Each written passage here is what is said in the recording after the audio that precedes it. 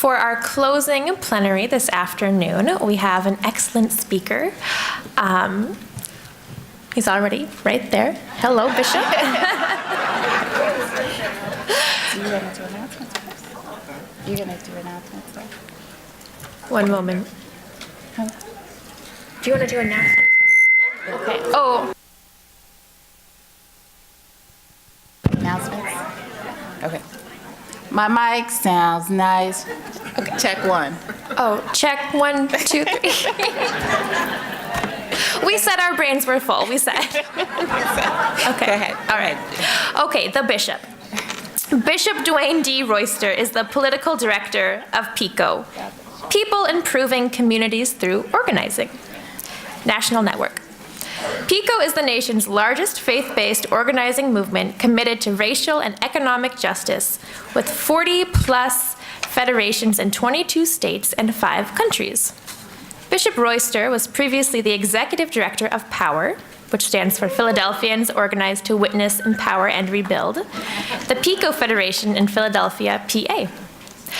Bishop Royster is a voice for justice for and with those most marginalized in our society. He partners with those that have been oppressed as a result of their race, nationality, socioeconomic level, gender, and faith. He not only stands with those marginalized, but works to end systemic oppression and racism through the transformation of public policy and laws that govern this nation. Since we are all created in the image and likeness of God, Bishop Royster believes that it is imperative that a prophetic voice is heard in the halls of power, calling for the equity and respect of the moral value of every human life. Amen. Please welcome Bishop Royster.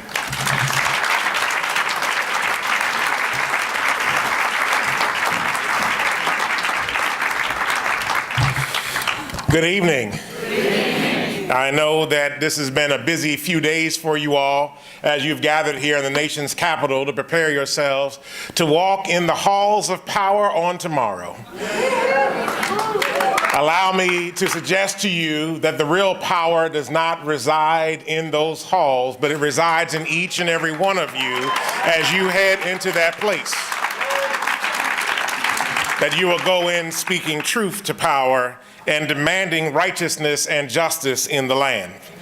I want to thank Emma and Dr. Leslie for inviting me, and Sandy Sorensen for inviting me to come, Don, to all the committee that has gathered to put this together over the last 15 years. We are thankful for the witness of EAD here in Washington, D.C.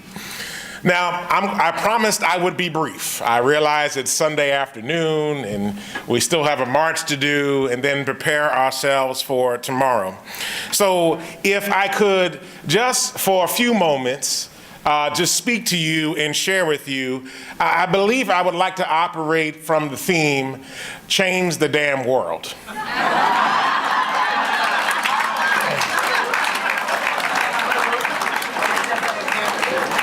Now, there's some folk here from Philly, and so this has been a saying of mine for a very long time. And allow me to begin by this. I believe that I serve the sovereign God of the universe, both creator of heaven and earth and everything in between. My Christian faith tells me that when Jesus got up with all power in his hands. So therefore, if I am a servant of this God, if I am a child of this God, if I am a creation of this God, I am therefore powerful. And if I am therefore powerful, I refuse to be a victim of the circumstances of my race, of my gender, of anything anybody puts against me, but I will bring the fullness of the power of God that's at work inside of me into every place that I go.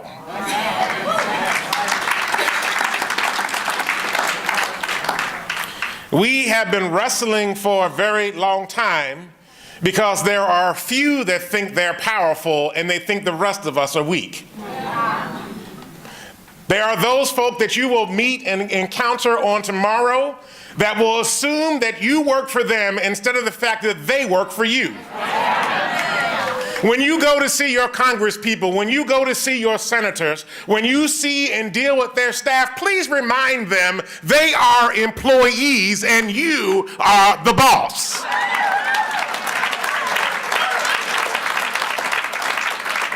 Now, I say this as one who has served as an elected official, and at times in the course of the tenure of being an elected official, it is easy to be mistaken to think that somehow you are in charge.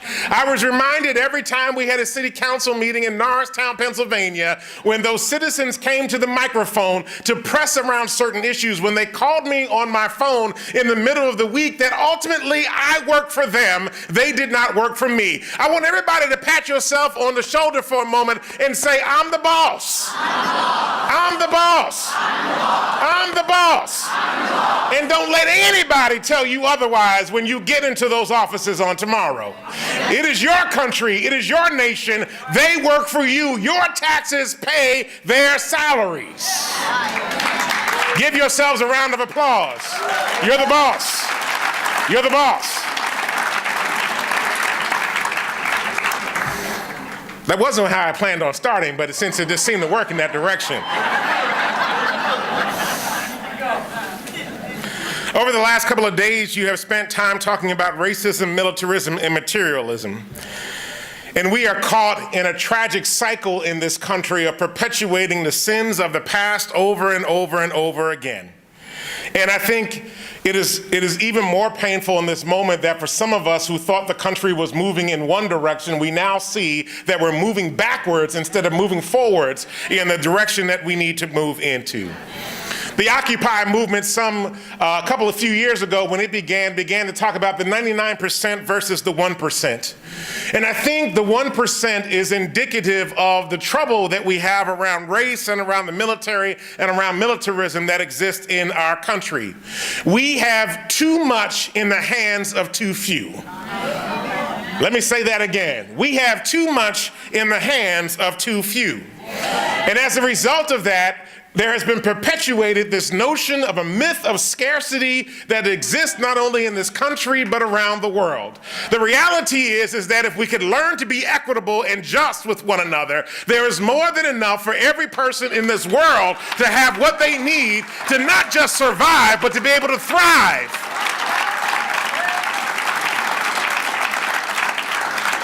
But because we are caught up in racism, militarism, and materialism, we find ourselves stuck over and over again trying to fight a battle between the haves and the have-nots. To try to fight a battle between those that are rich and those that are poor, and using the middle class as a wedge to keep people in poverty in this country. That we are not willing to take a real hard look in the ways that race and money are used to be able to create a wedge for the 1% to use the white middle class to be able to oppress everybody else. But if we would speak the truth today, and if we would really get down deep into our faith traditions, it should not matter what race we are. It should not matter what our economic condition is. It should not matter what our gender is. But because the Church of Jesus Christ has failed to uphold the highest values of a God that welcomes all, we have found ourselves caught in this situation of racism, militarism, and materialism. Let me tell you how this works. If I could give you my perspective on it for a moment. I want to flip the order a little bit, though. There is materialism that exists in this country, that people feel like they are compelled to have to hoard as much as possible. And because we bought into this myth of scarcity, everybody's trying to keep everything for themselves and keep it away from other folk. Now this begins to manifest itself because then we have to be able to find a way to value some and devalue others. And so we use race in this country as a tool to be able to determine the demarcation between who is valuable and who is not valuable. We could also say we use faith as a tool to determine who's valuable and who's not valuable. Christians, evangelicals, conservatives, some mainline folk are okay. The liberals and Muslims and anybody that doesn't follow our tradition, they're not okay. We have these lines of demarcation that we use to be able to determine value and worth for the people that we encounter on a daily basis.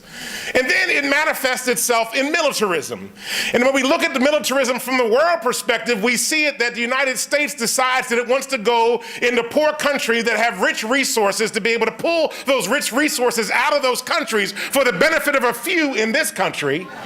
But then it manifests itself here in this country in that we use police forces as a way to create a barrier between those that are who should be privileged and those that are not privileged. We have racist police policies, racist activities in terms of what goes on in our public education system, racist policies that perpetuate themselves over and over again, and economic policies that we create, and people struggle.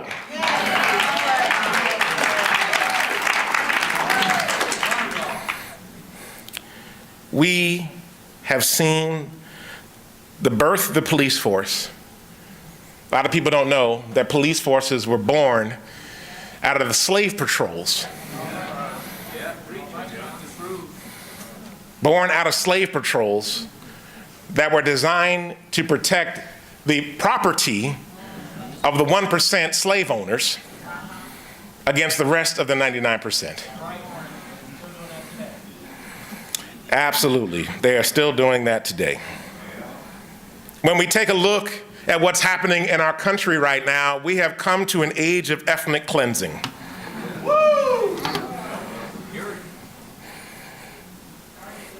We are watching a budget getting ready to be presented that's going to pull billions of dollars out of safety net programs and put them into the military and police forces all around this country just so a few folk can protect the assets that they have. We were going to spend billions protecting the wealth of the wealthy to the detriment of the many who are working hard and struggling every day in this country. If we look at the Muslim ban, it's an issue of religious cleansing. If we look at immigration reform, it is an issue of racial cleansing. When we look at the issue of mass incarceration and police brutality, it is about racial oppression and trying to turn people back into slaves by putting them in the incarceration system where they work and don't get paid. When we look at the challenges around health care, it is about making sure that only the fit survive and only the fit are the ones that can pay for the medical care that they need. Everybody else can just die. We can take a look at public education. It is the issue of working against poor families and poor children in this country to try to make sure that for-profiteer charter companies that aren't doing any better than the public schools make money off the misery of black and brown bodies in this nation.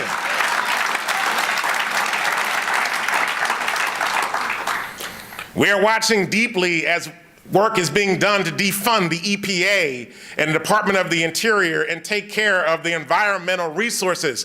I thought one of the first things that God did in the book of Genesis was make humanity stewards of the earth. And yet somehow or another in this Christian nation, we are doing everything we possibly can to destroy the gift of God that he gave us to be able to find support and sufficiency in this world.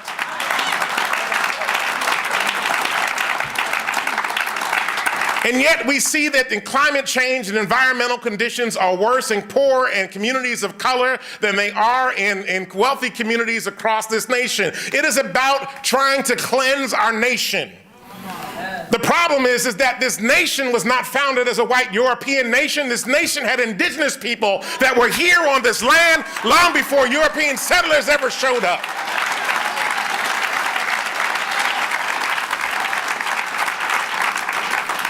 And then we have economic policies that are designed to keep people in poverty. You can't live off of $7.25 an hour. We need a new minimum wage. We need to think about the policies. We need paid sick leave. We need to make sure that there are family benefits for everybody, not just if your company has 50 employees or more, but for everybody. We are in a difficult moment. But I'm here today to share with you that you are the tip of the spear in terms of creating a new America. You are the ones who are coming together in this room, black and white and Latino and Asian and Native folk, coming from all across this country, believing that the God of the universe has a vision so that everybody thrives in this land, and that you are not afraid to pray with your feet and go into the halls of power and speak truth to power and let them know what thus saith the Lord.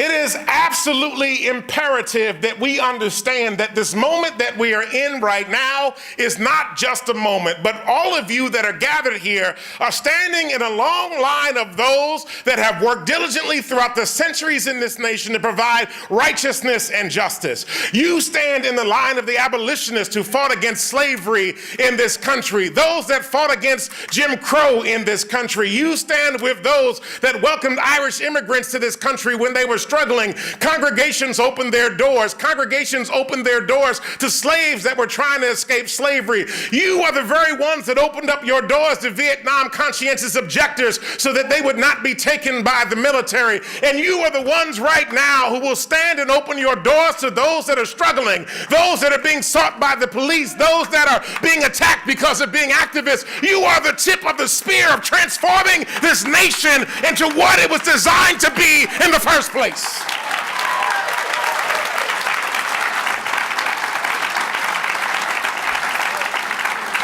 So you have work to do on tomorrow.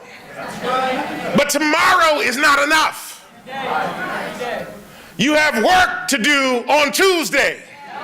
But Tuesday is not enough. You have work to do next month. But next month is not enough. It has come to a point in time when the faith communities must gather themselves together and put out a big vision of what beloved community is supposed to look at, and instead of responding to what everybody else is doing, force them to respond to us. You might not understand what I'm saying. Since November, we have been responding to a vision of somebody who said, we're going to make America great again. I keep wondering, what point did America look great for my people?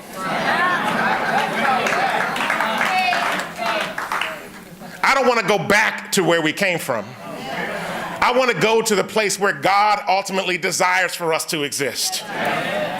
I don't want to go back to a place where women were oppressed and people of color were oppressed and people of non-Christian faith traditions were oppressed. I want to get to a place where we all are able to find ways to work together, to live in peace and harmony, and to be able to find ways for our children to grow and become more than what they are at this moment in time. I am looking for some faith folk that would have the audacity to believe that God wants better for us than what we are experiencing right at this moment in time. I want some older folk to run with some younger folk, to work with some middle-aged folk, to be able to create the change that we need in this country that will ultimately change the world.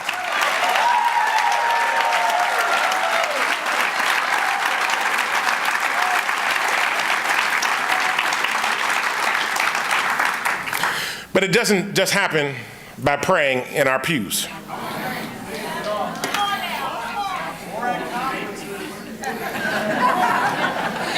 The first thing that we have to do, and I'm almost done.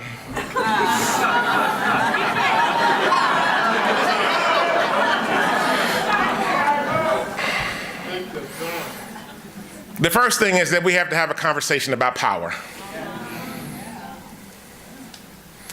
Years ago, well, not too long ago, I just recently came to DC to be the political director for the PICO National Network, but for several years I led an organization called Power. Philadelphians organized to witness, empower, and rebuild in the city of Philadelphia that eventually branched out across the region. We were congregations, Christian, Jewish, Muslim, Unitarian, Quaker, ethical humanists that came together and believed that we could make transformation and change not only in the public policy, but begin to transform the minds of the people. We worked really hard at that for a very long time, and that work continues on at this point in time. But one of the things that I used to tell people when political leaders used to get upset with us is that if you want the nice church people, there's a whole bunch of them you can find. We're not it.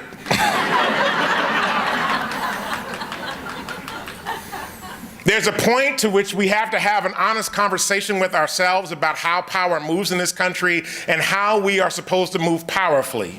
If we would go back to the Hebrew text and look at the prophets of old, they spoke truth to power unadulterated. They stood flat-footed and spoke their truth and dared power to try to move them. We have to get to a place where we are willing to risk not being seen as the nice faith people, but at least be willing to be seen as the righteous faith people that are willing to stand up for justice in the land. I know that wasn't going to get a lot of applause. I'm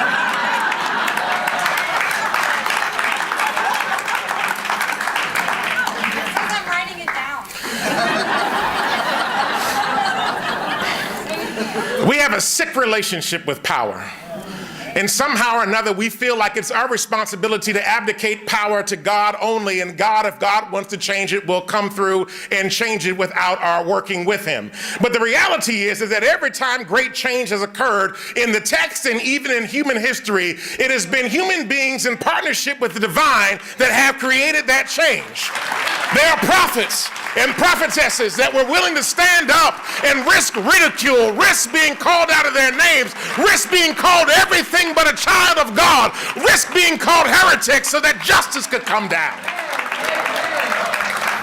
We need to have an honest conversation about power and stop abdicating everything to God. There's some things that God has put in our hands to change. The second thing is that we've got to pray.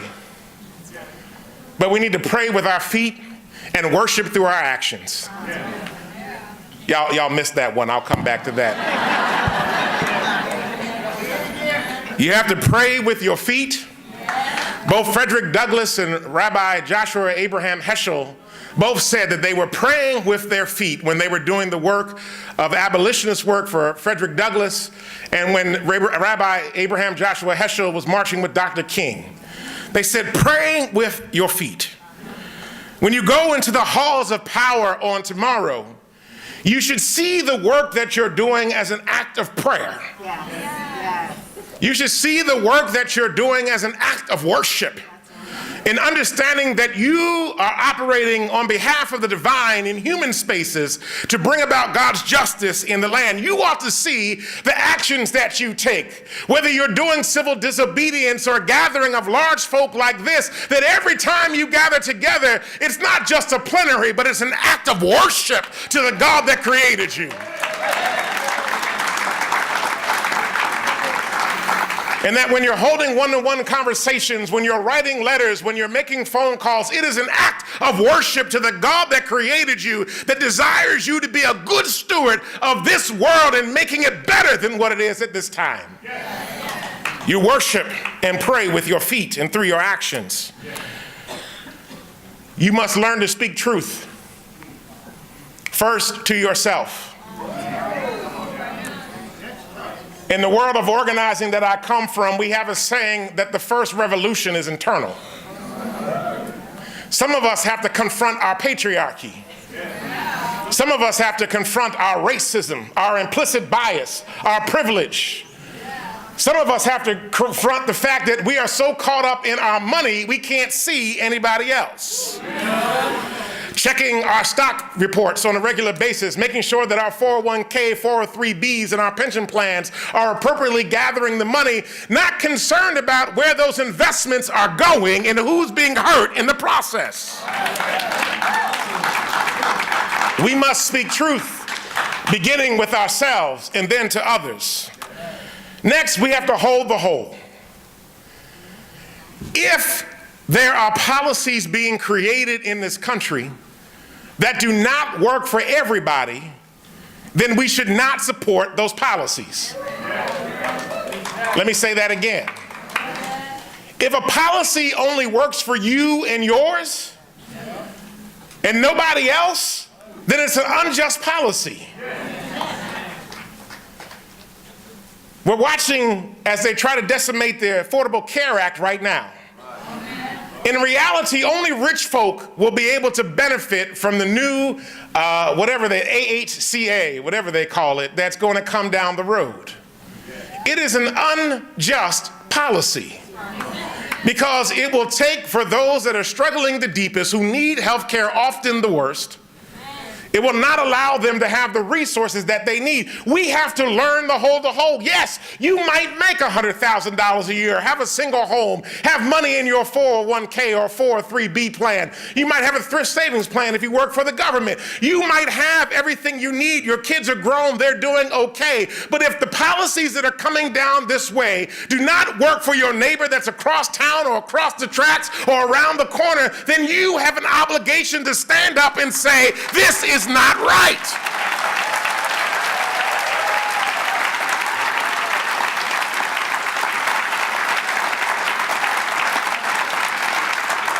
If you're a man and the policy doesn't work for women, you have to say this is not right. If you're white and it doesn't work for black and brown and Asian Pacific Islanders and indigenous folk, you have an obligation to stand up and say this is not right.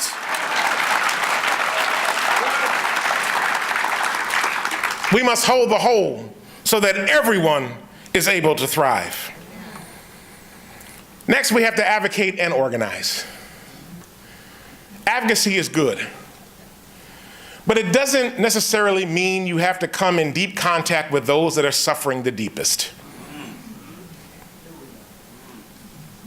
There is work to be done in being in relationship with those that suffer the deepest. And that is the work of organizing, building relationships, and being led by those that struggle. I was actually in a gathering not too long ago in a think tank here in DC, and was talking with some folk. They're all PhDs and very educated, scholarly folk, and they were trying to tell me how they were going to end poverty.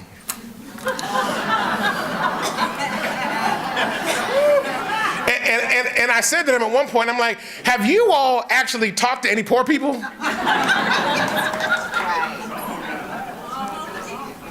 Have you actually spent any time in the home of somebody who's struggling economically in this country to really understand what they see as their priorities and what's going to work the best? Well, they're like, well, we had folk go out. They sent interns, nothing wrong with interns, but they sent interns to go out and do the views. But I'm like, you need to understand what somebody who struggles goes through every single day. You need to be intimately acquainted with the priorities that they set and the things that become important to them. If you really want to fix, you can design all the good programs you want because you think they will going to work. But I'm a personal fan of organic intellectuals that can tell you more about what's really going to work, as opposed to those that have a lot of education that don't really know what's going to work in the communities that are at the deepest. So we must advocate, but we must also organize. We must be in relationship with those that are struggling the deepest. The next thing is that we've got to hold folk accountable. It's not just enough to be able to say, we went in and did a visit, but are you going to follow up next week and follow up the week after and follow up the week after? Will you show up at the town hall meeting and call to question those political leaders about the decisions that they are making that might or might not be in the best interest of you and your community and your neighbors? Will you follow up and hold them accountable? Remember, they work for you.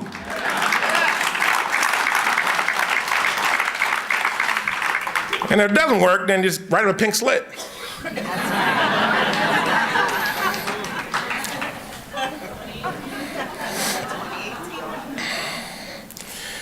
I'm trying to do a C3 nonpartisan thing, so I'm just trying to be good. The final thing I will say to you is that not enough just to talk to the folk in your congregation. It's not enough just to talk to people that you speak to at the water cooler at your jobs. It's not enough. We are caught up in a web of mutuality.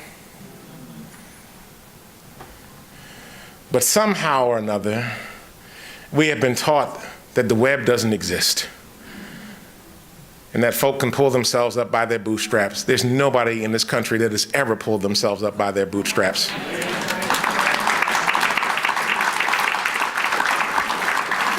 I love these stories of self-made people, and then when you really start talking to them, well, there was somebody that helped them here, somebody gave them a loan there, somebody did this for them there, but they don't count all that stuff. And there's nobody that's self-made in this country.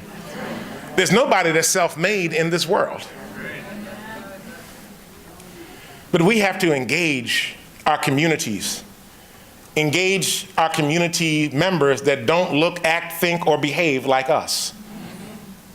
I have a good friend, good friend of mine. We were best friends in high school, who is now a Wall Street tycoon. And we talk to each other 2 or 3 times a month and check in, and we don't agree on anything politically. Nothing.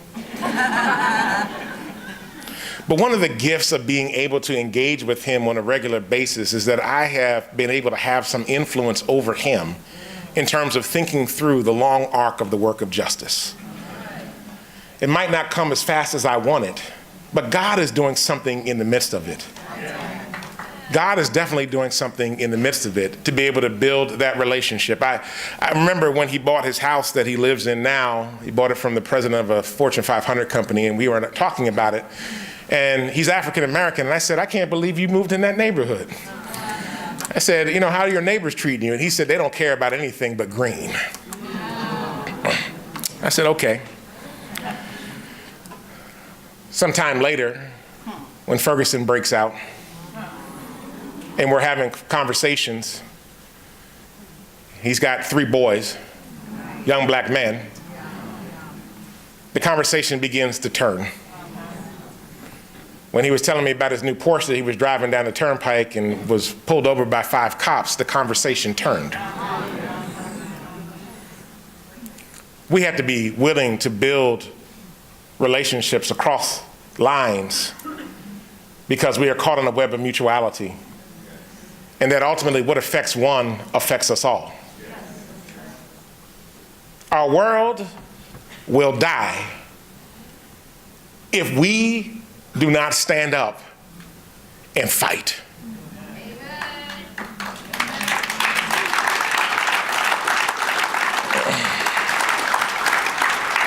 For folk in this country every single day, they wake up in the morning not thinking it's going to be a wonderful day, but they wake up every morning to the hell that they are living in. They are waking up to the reality of the fact that because some people hoard, they don't have enough food to feed their children. They're waking up in the morning making choices between paying for medicine or whether they are going to eat that day. They are waking up in the morning wondering if their children will get home safely from school at the end of the day. They wake up in the morning wondering whether we are going to be in a nuclear war with some country around the world. They wake up every morning struggling to try to figure out whether they're even going to see their parents at the end of the day, or whether the Customs and Border Patrol and ICE has come and taken them away. They are wondering all these things. They are waking up feeling like they are in hell. They feel like the world is damned around them. But brothers and sisters, it is our obligation to be the voice of faith, the voice of reason, the voice of love, the voice of transformation, and tell those folk that working together, we can change the damned world. We can make the world a better place. We can transform it from what it is to what wants it to be when we get up and do the work, when we fight together, when we love together, when we wrestle together, when we walk together, when we march together, when we work together, we will change the damn world. God bless you.